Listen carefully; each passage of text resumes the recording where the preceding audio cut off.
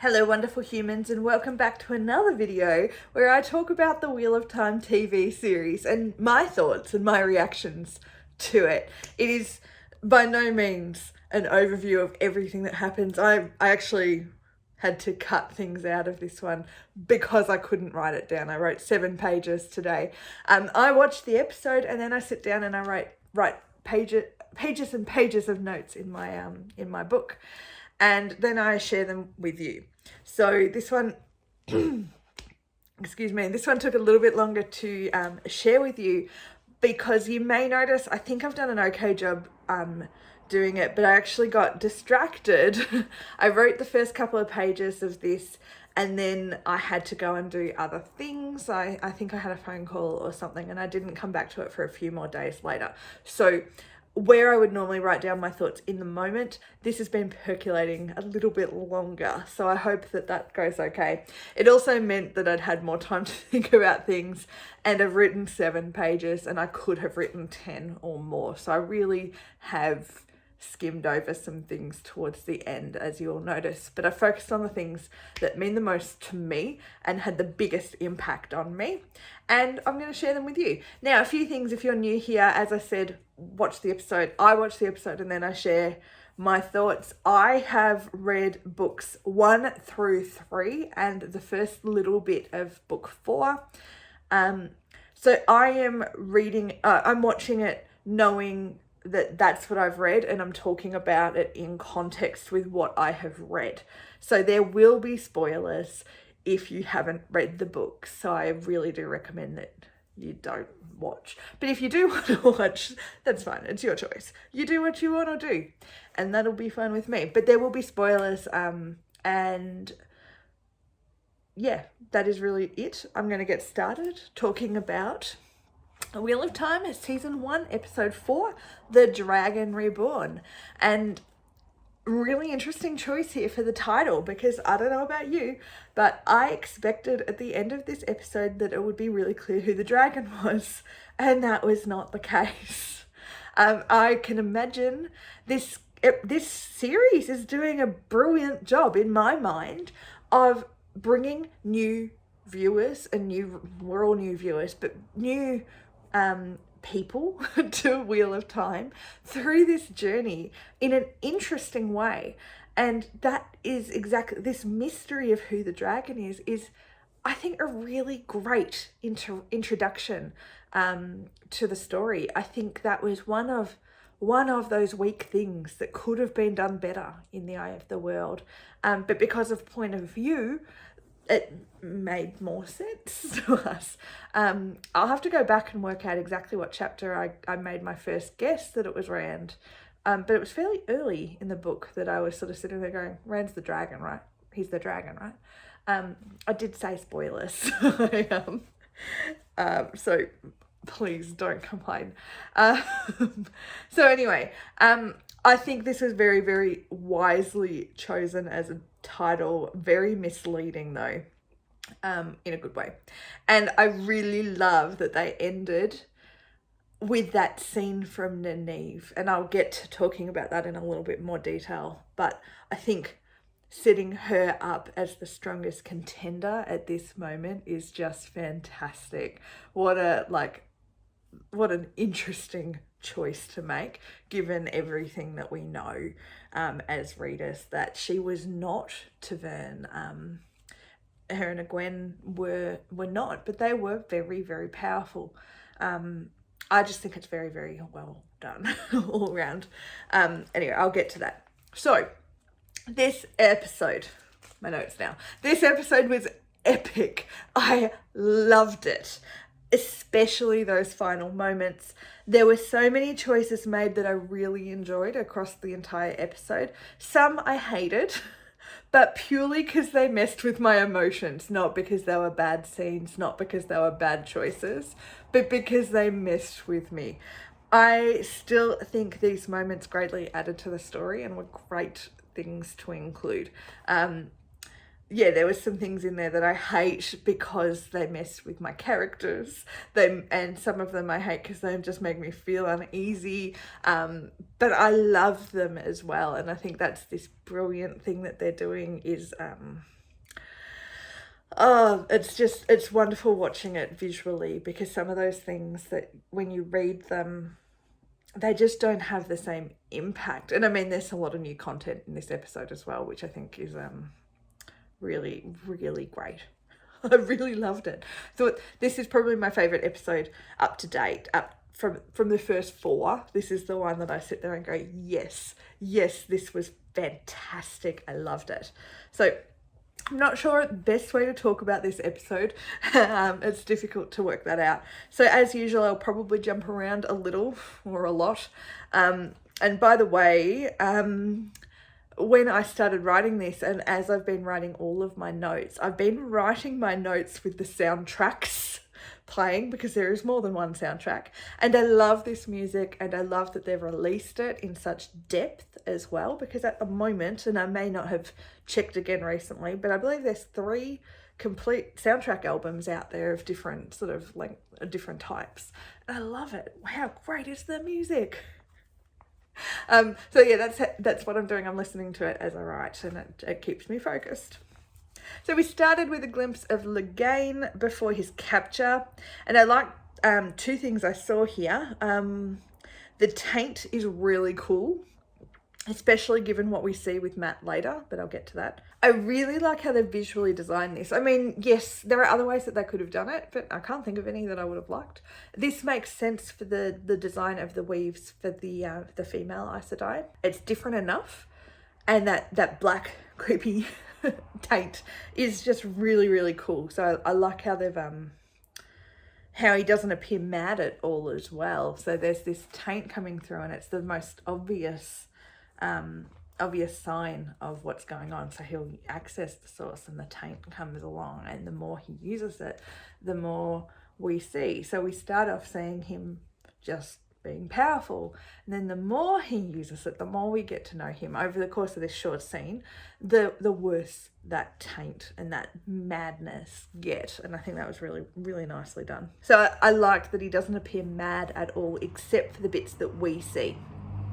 So the extra bits that the taint is bringing to life, whether like I believe from what was said later, Moraine can't see his weave, so unless you're a male channeler, you wouldn't be able to see any of what was going on there. So that's really cool too.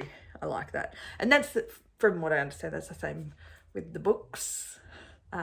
Less easy to work that one out, what people can see and what they can't, unless they're talking about it in the books. Lagaine is exactly what someone would be looking for in the Dragon Reborn if they were looking for the Dragon Reborn. This is it, especially given he's older than what I assume a lot of men get to if they have access to the source. So they suggested he's in he's 30-ish, maybe a bit older than that, maybe a little bit younger, but he's around 30.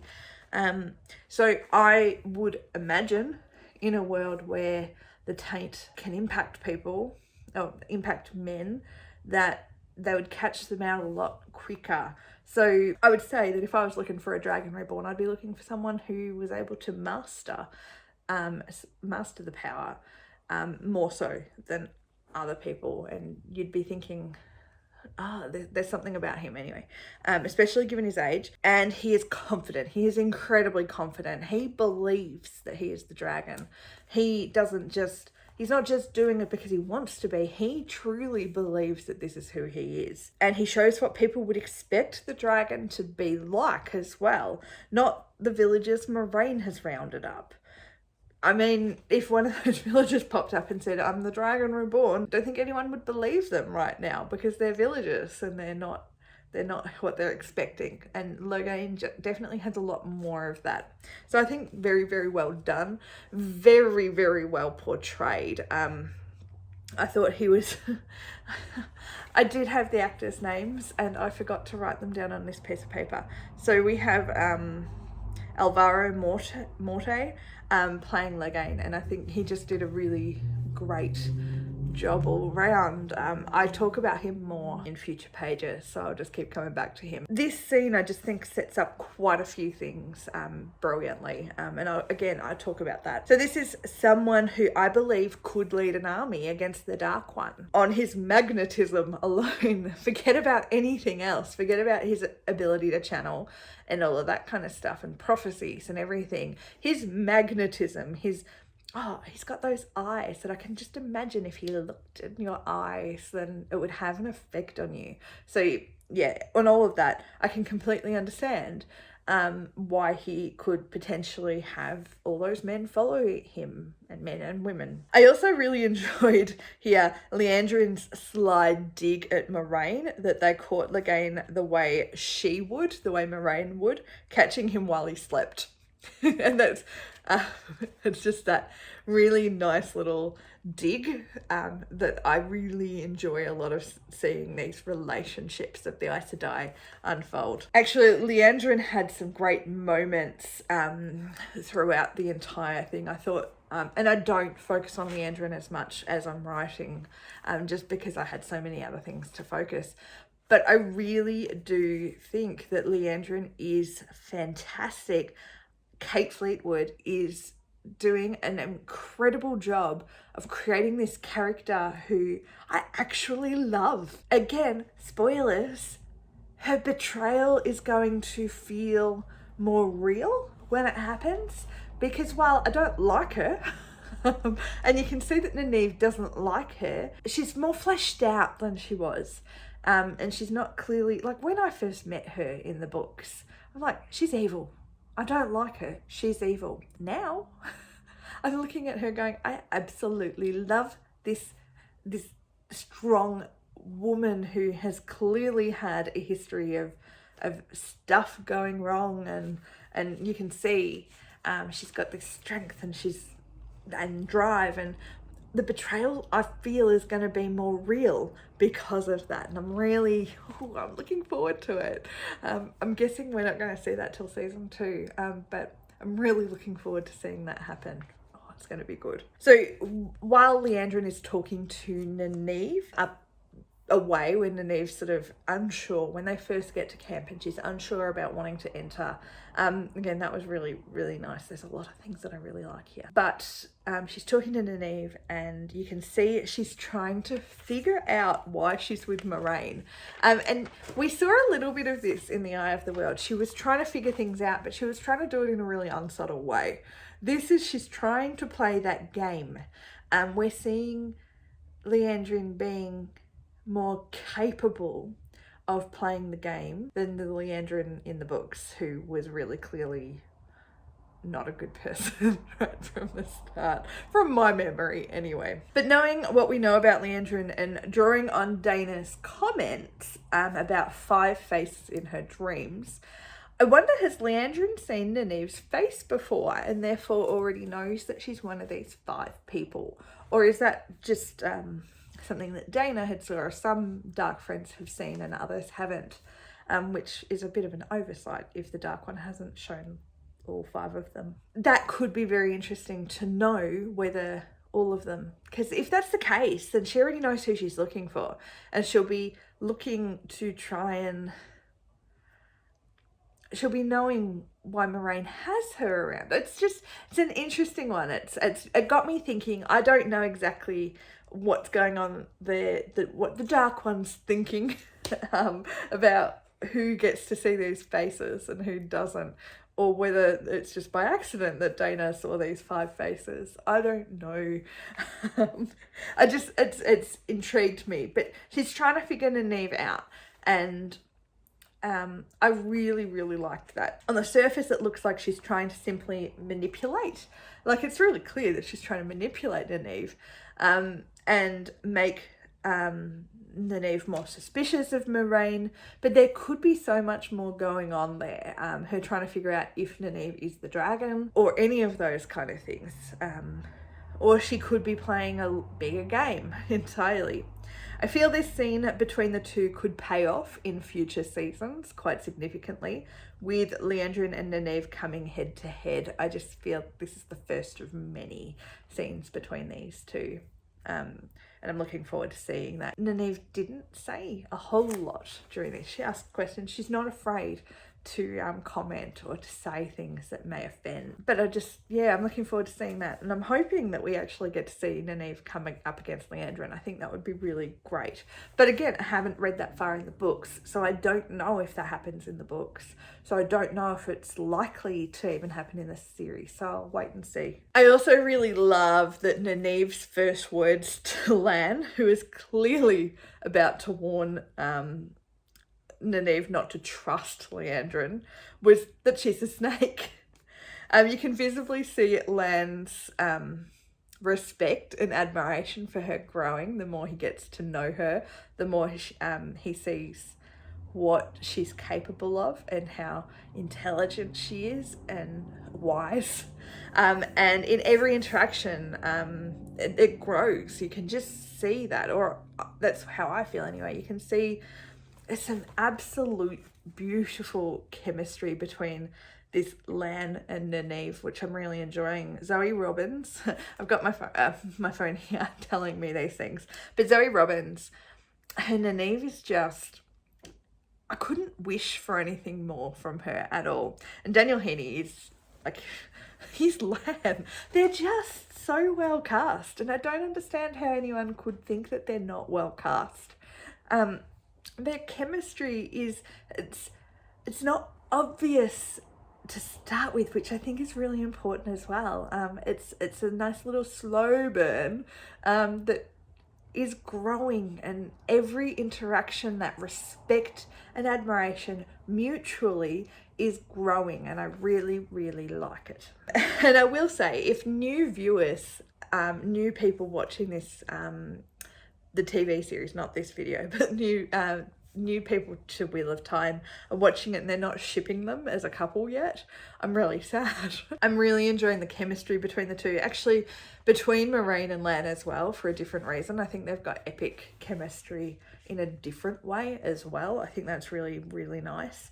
But I also really like how the show isn't pushing Lan and Nynaeve's relationship so much that it's like they're letting it develop, they're letting it grow. It's not shoved in people's faces and unbelievable. It's there, it's happening, and it's growing. And over the course of this episode, it grows quite significantly.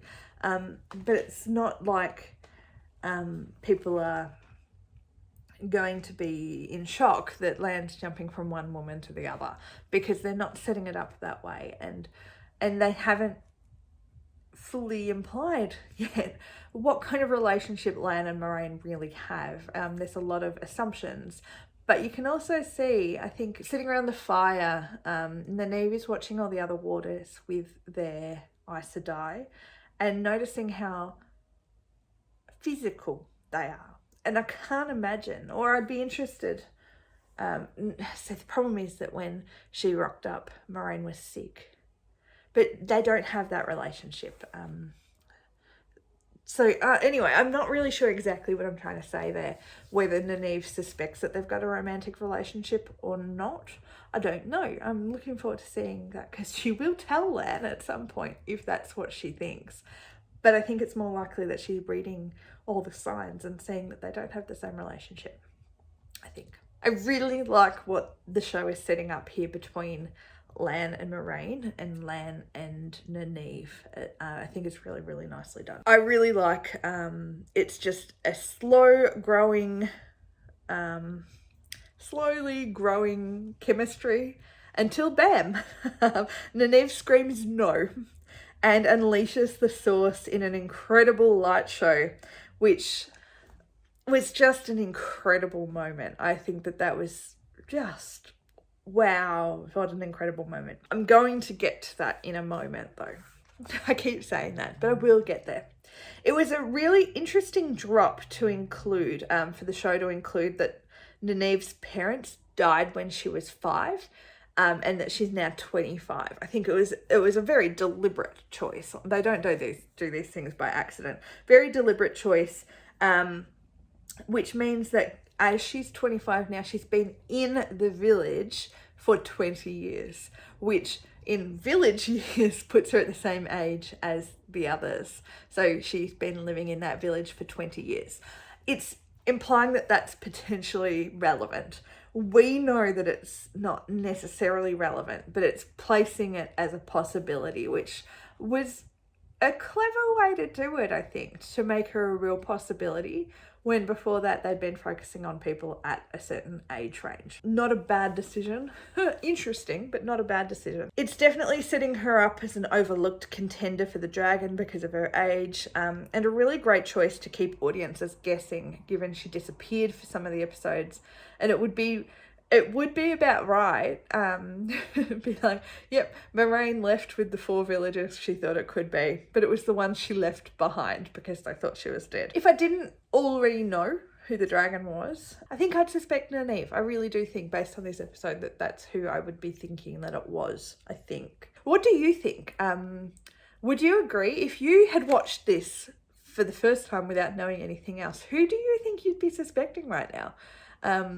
I do think after this episode particularly, it would be Nynaeve. I don't know, Matt, I can't work out whether I would suspect him or not, because it's too obvious in my mind what's going on. But I also know that it's not. I also know that people are suspecting Matt. So it's obviously not that obvious. It's just, for us, it's obvious, I suppose. So Nynaeve joining the warders around the fire feels like a really important scene for her. Specifically learning to see warders as more than servants or bodyguards, but to actually be partners. They're not pawns. They are involved in this. They do respect their Aes Sedai partner. I think it's really important for that. I also think she's very observant. We know this. The tracking thing. I really like that she dropped that in as well.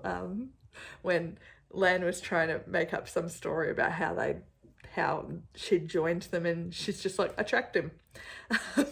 Like, way to lose points from your fellow warders. But she's really observant, and she's taking everything that she's seeing in. Every little touch, every glance that's happening, everything that's going on. And she's trying not to let things shock her, and not appear to be lacking in knowledge, especially knowledge that she thinks could be useful later. You can just see she's stockpiling, she's learning, she's adjusting what she thinks. I've got a lot of respect for her. And I think Zoe Robbins is doing a really great job of getting this mistrustful character who is really prickly and angry and so single-minded. She's giving her space to be able to do all these other things, and I'm enjoying what she's doing. And I really like the focus isn't on her and Lan, but that it's sizzling away in the background. It's there, little glimpses, little glances, and Stepan is really on to what's going on. He's got his suspicions, and I think he's a really great character. And I say that having watched the next episode. I really do like him. I think he and Karene were good additions. From what I understand, they're completely new characters. I haven't read them, and I'm pretty sure they're new characters, and I really do like them. And I think they're really important additions to help with some world building that needed to happen for the TV series for new viewers, and sets quite a few things up, and I really quite like it. So this episode also gives us a really great glimpse into warders as a whole. Now, I haven't particularly seen yet in the books where I'm up to a whole lot about the warders as a collective. So I'm not sure how much of this and the portrayal of warders just in general is new to the TV series, and how much is drawn from later books. And I will find that out as I go along. But I do think it's really all quite important to greater understanding of the waters and who they are. The Aes Sedai as well, the water bond, and the life Lan chose when he bonded with Moraine. And I think that is key, that Lan chose to bond with Moraine, given Lan's history and who Lan is and all of those kind of things. I think all of this information is going to be really important for Nynaeve to know when she learns more about Lan. It also tells us a lot more about Lan. His characteristics, his personality are his own, and it's not how a warder acts. That is Lan, and it might be a cultural thing, but it is Lan, not every warder, so they're not all the same, and that's important too. They're all very distinct. We have lots of different characteristics across the board, lots of character traits, lots of different types of people, and I love it. I'm loving seeing how distinct they all are. And so I just think that it's really important that we're getting this glimpse into this backstory, it's not backstory, this world building kind of stuff, who the Warders are, what they're like. It is really important for Nynaeve to understand these things, and for us. In these scenes, Nynaeve is acting like the viewer, I suppose. She's learning these things, and it's allowing us to learn these things as well. And I think it's really great. It was a good choice. It makes a lot of sense. And there's so much information that when you're reading, you can pick it up really quickly.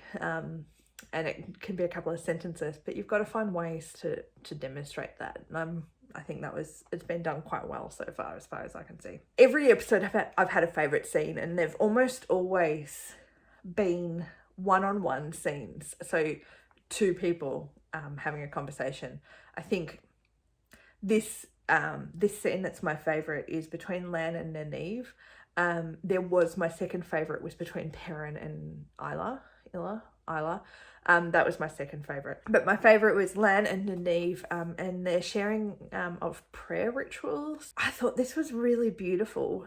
It shows a little of how different cultures across this world operate, and how different and large, and how there are people who worship in different ways, who pray in different ways, who speak different languages. It's just, I think it's really a nice little bit of world building right there.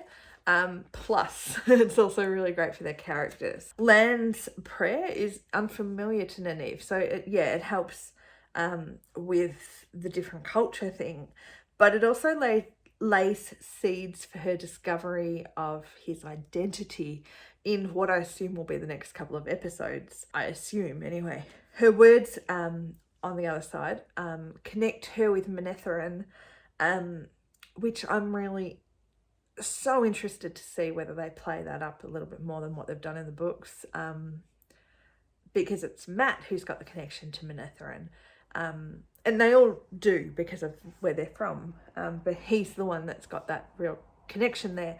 But I really like that her words connect her with that culture, and also help the series connect what could have felt quite out of place for some people, that when Moraine told the story of Manetheren to the villagers while they were riding along, could have felt a little bit random, I suppose, and it's helped connect that. It's like, hey, remember how we told that story? We're just gonna bring it up again right now so that you can remember that, yes, it is important and it will come back.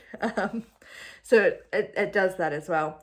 It also, this is the bit that I'm actually interested to see as I keep reading. This also links Nynaeve and Lan's story to that of the King and Queen of Manetheren, which could very well be done intentionally. Whether this is a book thing or a TV thing, I'm not sure. And there's potentially room for similar but very different storylines to take place, where the King and Queen of Manetheren were protecting their land. Lan maybe is fighting to get his land back. Well, we know that that's part of what's going on in a way. It's not quite, but he wants to get revenge, or he needs to get revenge. Doesn't want to, but has to, or whatever. I'm not explaining that very well. But I just think that there's a really nice connection here. I wonder if it's there in the book. I'll get to that and I'll see if it's there as I read along. So don't feel like you need to tell me. Please don't tell me. But it's one of those things that I noticed in here, that they've added this, and I just wonder why, if it's not for a reason. It also can connect her. We know that the dragon is old, and maybe it connects her with that old tongue, that old sort of thing. So it's also setting her up to be the dragon in a different way, a more subtle way, I suppose. Anyway, I am super disappointed we never got to hear exactly what Lan thinks of Nynaeve because of the erupting battle. But it was a good plot decision not to, because now I'm intrigued. I want to know what he was going to say. I'm intrigued. Nynaeve once again shows her bravery in the fight. And this was, she is clearly terrified and absolutely lost, not knowing what to do. Lan is protecting her, which is really, really lovely. Where the other waters are all trying to get to their Aes Sedai, Lan is protecting Nynaeve, and clearly trying to get to Moraine in a way too. But that also might say a little bit about how he trusts Moraine to look after herself as well. Where maybe the other waters don't have that same trust in their Aes Sedai to be able to look up. They've got different relationships. They're also, I suppose, individuals who are bonded as opposed to individuals who are bonded in a relationship, which is implied for most of the other Aes Sedai and waters. Anyway, she's clearly terrified, but she does what needs to be done, even though she's only got the tiniest of tiny little daggers to protect herself. She still goes at it and does what needs to be done, and attacks someone, it protects herself from someone who tries to attack her. And it was, wow, what a tiny little knife. Or a dagger or whatever it was, but it was tiny, and that was all she had. Good on her. Like, seriously, good on her. So I think the battle was done brilliantly, in my mind at least. I really liked the choices that they did to bring this battle to life. Given it's not meant to be this epic thing like army against army, this is a small skirmish, I suppose. It shows the frantic nature, especially through the flashes. It doesn't show one continuous shot or any of the shots for very long. It's just really quite frantic in the way that it does it. There's desperation. It's so noisy, and there's so much death or injury. And I really like that little moment of one of the Aes Sedai healing one of the others. I think whatever color was healing one of the reds who had been injured. I think that it's real. It felt real in a way that sometimes battles don't. It just did not have that like that really old school style of one person fighting at a time and then someone else, which is not what I would expect to happen here. But you could see they made some really smart choices with the editing, with the filming and everything, that you could feel that there was a bigger thing going on, and we were only seeing glimpses of it. And I thought it was done very well with minimal actors required, but still there could have been many more people there. We don't know how many people were there. And I thought, it was quite well done. So briefly jumping away from Nynaeve, because I've been focusing on Nynaeve a lot this episode because she's amazing. But briefly touching on Moraine for a moment. Her interactions with Loghain, walking in knowing he was free-ish, almost ready to help him, kind of. Like, it almost felt like she was ready to get him out of there if she felt for one chance, if there was even a small chance that he was the Dragon Reborn. If she saw that he was who he said he was, I feel that she might have helped him get out of there. But she sees through him, whether she's able to sort of test what he's capable of, or whether she just works it out because he says that he's doing what the wheel wants him to do, but the wheel wants him to do better. So that gives it away to her that it's not, this is not what's going on. He is not the dragon. And she was right all along. It couldn't be him. He's too old. It was really intense, just in general. Clegane has an incredible amount of charisma, as I said, and that magnetism and self-belief that draws people in. It's very well done to show how he's been able to get this far and have such loyalty from the men attacking the camp.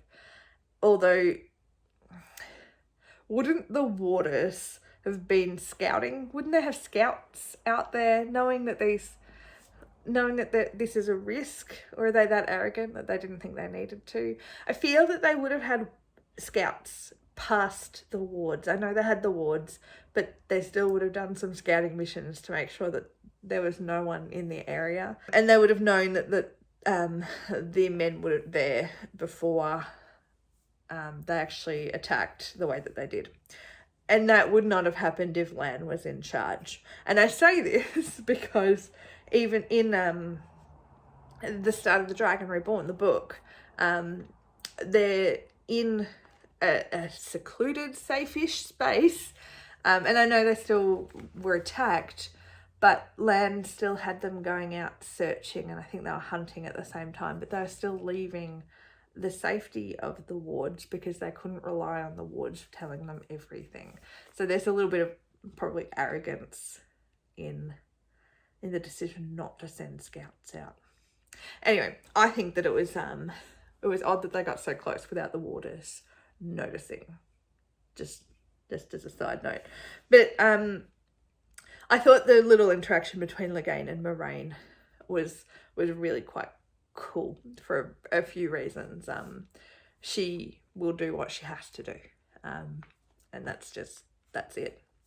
And Crenay sacrificing herself to protect her sisters, it's just heartbreaking on so many levels. Knowing what we know about Liandrin, she died protecting Liandrin, but mostly she died protecting Moiraine, and how they've set up the bond relationship as well. It made this have such a bigger impact. They clearly had such a close relationship, and we'll get to that more in the next episode because wow, hearing about that continues.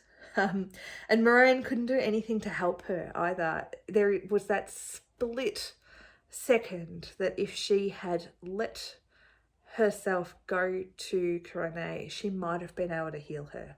Maybe. It's hard to say. But she would have lost control of Clegane and it would have caused more problems. So she couldn't do that. And Rosamund Pike was able, in my mind anyway, I saw all that in her face.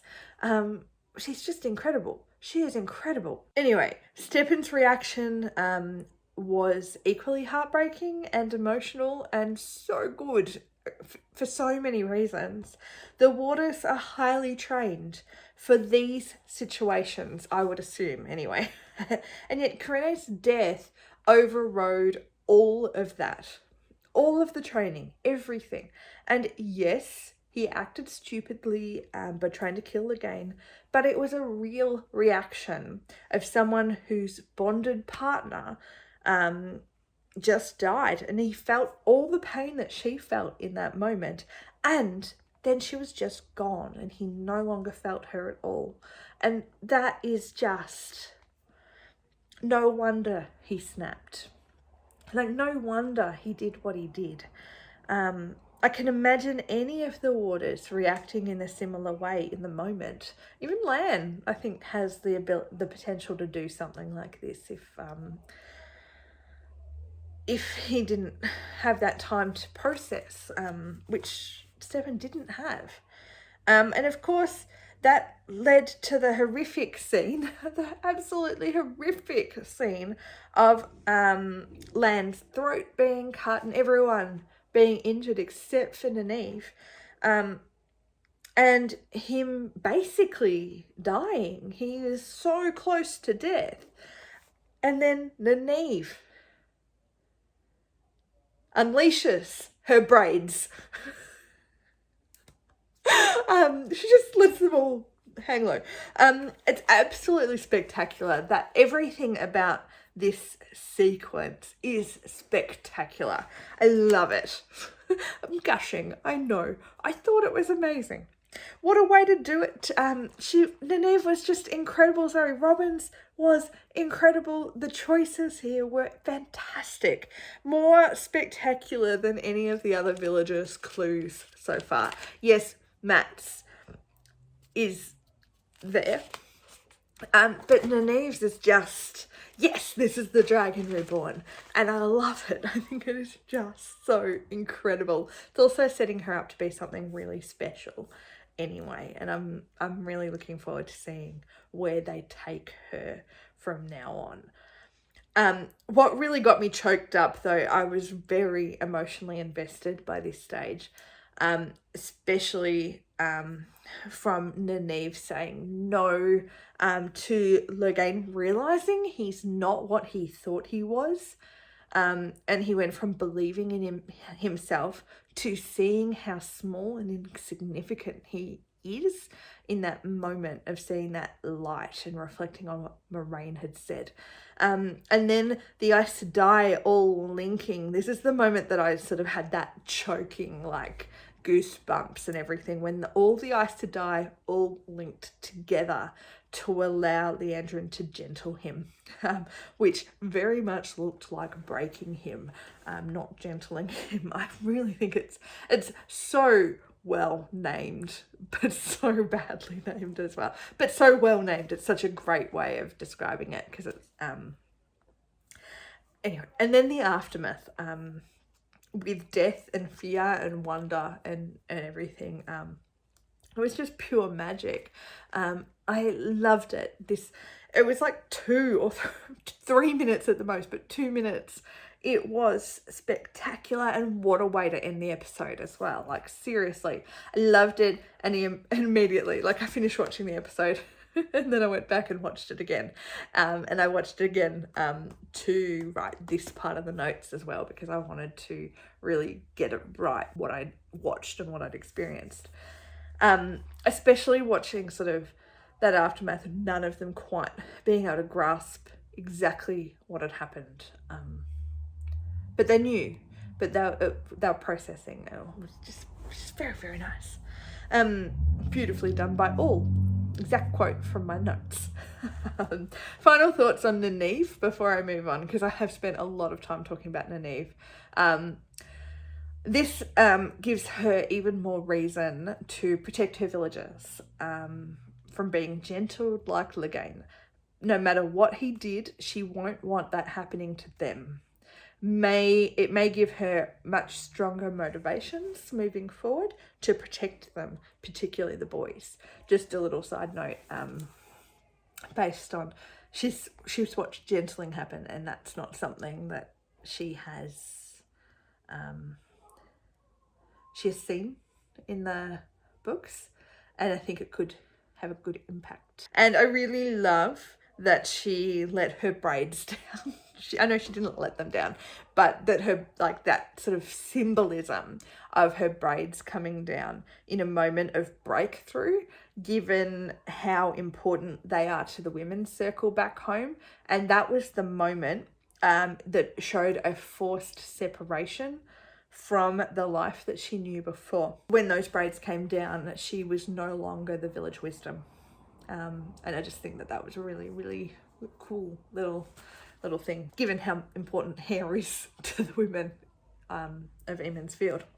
Anyway, I have so much more to write, but given this is page 5, I decided to sort of speed up a little bit in my notes. So I'll fill out some of the details, but I am going to be a bit less detailed than I have been with Nynaeve and her scenes. So anyway, Moraine first. I liked seeing the relationship with Corene, Liandrin and Alanna, like all the sort of relationships and how they all work together. I'm looking forward to seeing more of these two, Liandrin and Alanna. I don't know much about Alanna in the books, and she's come up, but I don't think I really know much about her. from what I understand, she's going to be a bigger part of the books going forward, but I'm not sure. But I like what I've seen so far, and I'm really enjoying seeing all three of the Aes Sedai, giving us that really good insight into the Aes Sedai, different characters, but also seeing them more fleshed out quicker.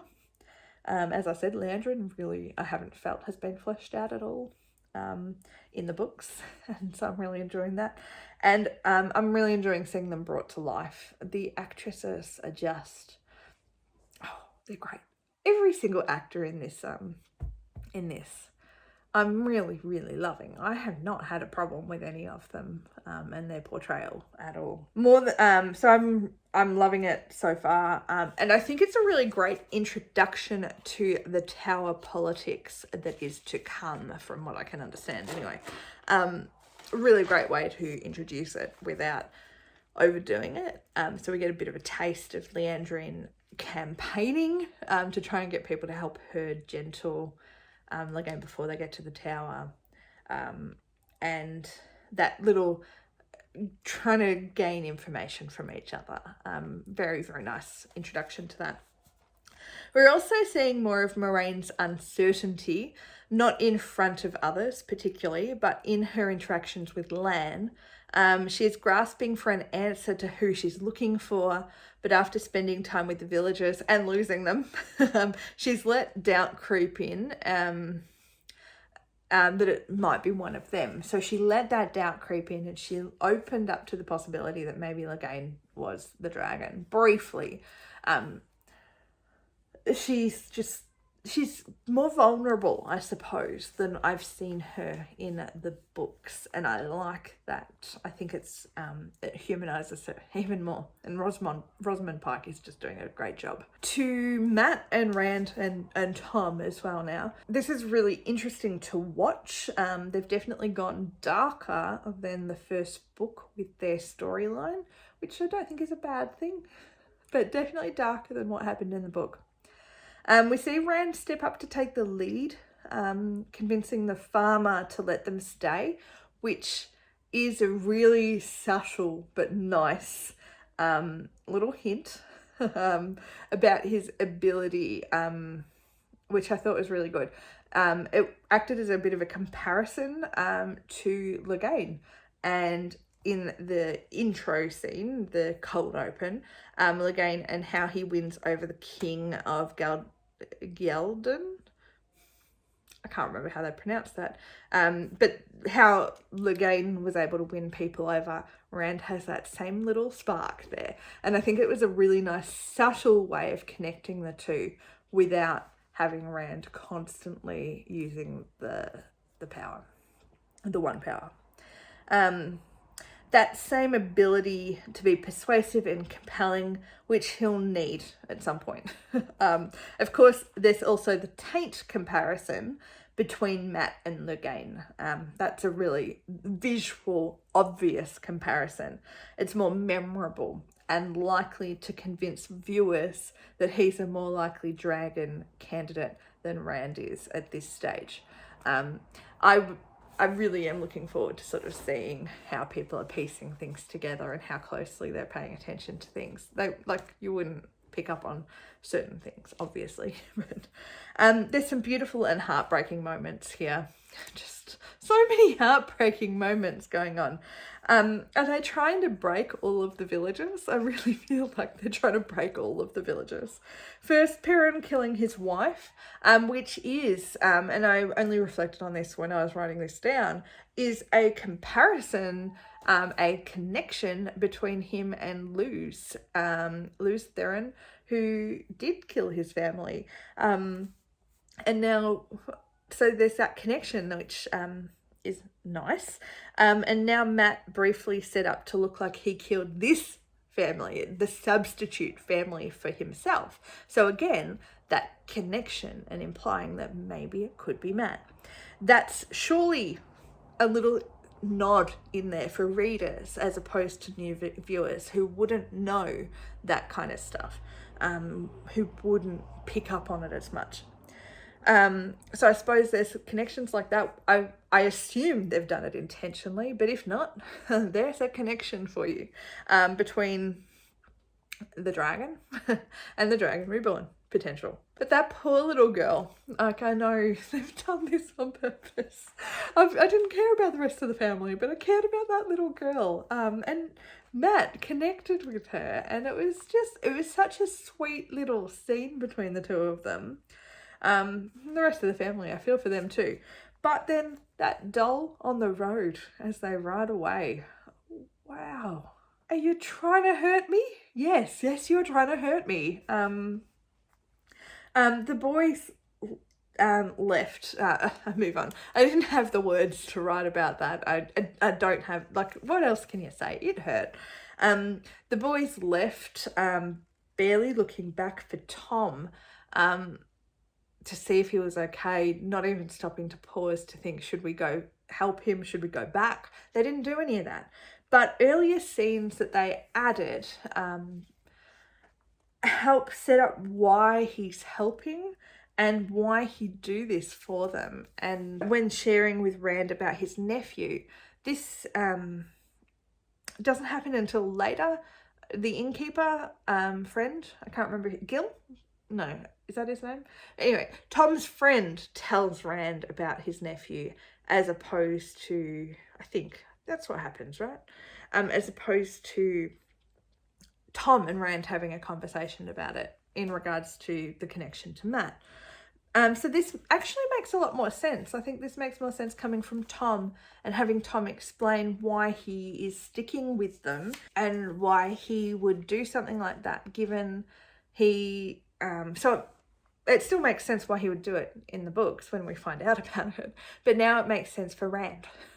Rand can understand it a little bit more, given that Tom suspects that Matt is a channeler, if not the dragon. So he will see Matt as a nephew substitute, as opposed to in the books he saw Rand as he saw Rand and his nephew more connected from what I can see. Okay, so my last page of notes, and yes, I've still got a lot more to talk about. The vomit taint is disgusting. It's visually, though for the story it works. I have no objection to it. It's just disgusting. And Rand telling Matt he's not going anywhere. Wow, that's just another little moment that sort of like dagger to the heart. I wonder if they'll go the same direction as in the books. I assume they will. The books I've read anyway, where Matt does not act in such a positive way when he finds out about Rand. I can imagine that will be a brutal moment of betrayal if Rand was there right beside Matt and then Matt's like, no, have nothing to do with you. That could be really, really brutal. Another nightmare with so much blood, and it's a lot scarier, I think, than previous ones. It's giving a little bit more time, a little bit more space to it, which is good that they're not going straight in too fast with them. And maybe the nightmares are starting to find their groove a little bit in the scheme of things, and we'll start seeing a little bit more of that and start working out a little bit more.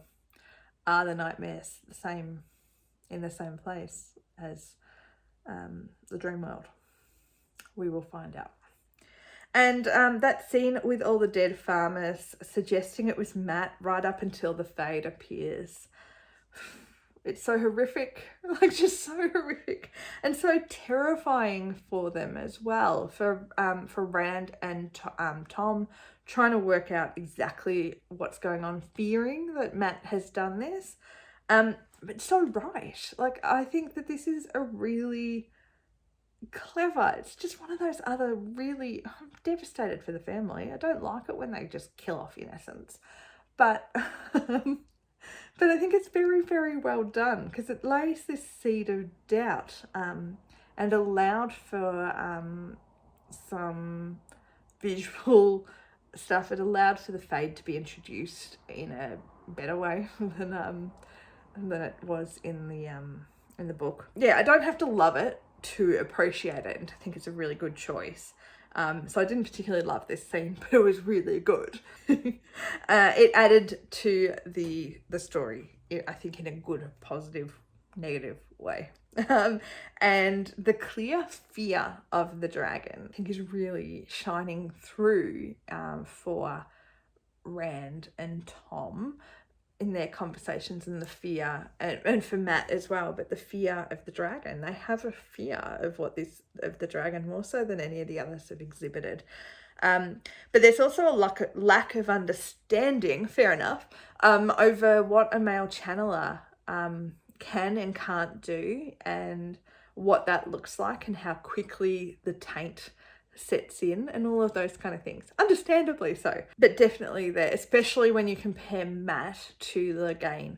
Not that they can do that, they can't compare that, but I just think it's really interesting to sort of see. Also, the darkness of the taint compared to the brightness of Nynaeve's channeling, really, really nice. And I'm looking forward to seeing the aftermath of the Aes Sedai, seeing what she can do and what that means for her.